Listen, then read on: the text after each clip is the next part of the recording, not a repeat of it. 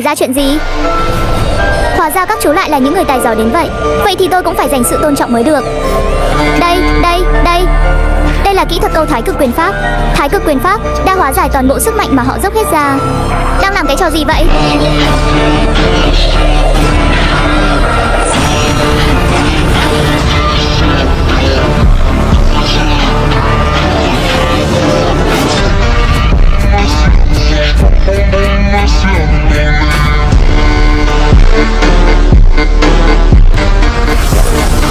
Thái cực âm dương cửu cung điếu.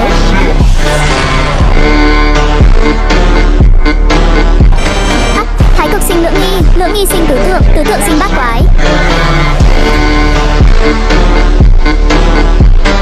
Bát quái điếu.